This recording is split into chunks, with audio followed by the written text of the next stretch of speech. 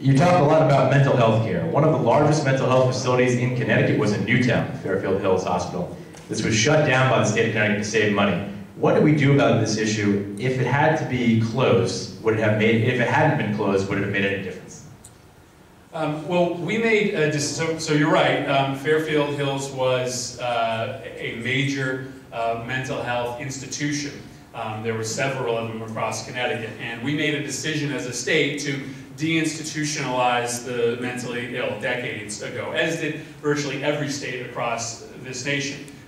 We just believed that it was inhumane to essentially warehouse individuals with mental illness. Now, the commitment was that when we did that, we weren't just going to send people with mental illness out onto the streets, that we were going to give them more appropriate, more humane care in their communities. That if they did need to be in an institutional setting, that they wouldn't be in an institutional setting with thousands, that they would be in an institutional setting with maybe 5 or 10.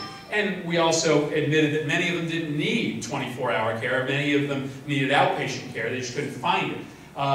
We have not lived up to that promise as a state and as a society. We deinstitutionalized those with mental illness, and then we effectively reinstitutionalized many of them by putting them into hospitals that they never got out of, or into prisons because we didn't treat their illness before it led to criminal activity.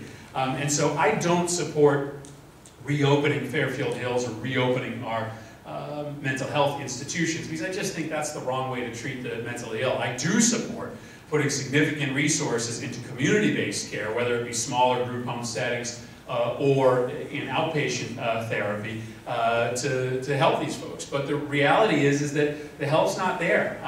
You know, for a parent who believes that their child has a serious mental illness, may have a predilection to violence, unless they have significant personal resources, they're going to have a hard time finding a child psychiatrist in this state who will take that child, who will see that child. And often you're going to have to wait months, if not a year, to get that first appointment.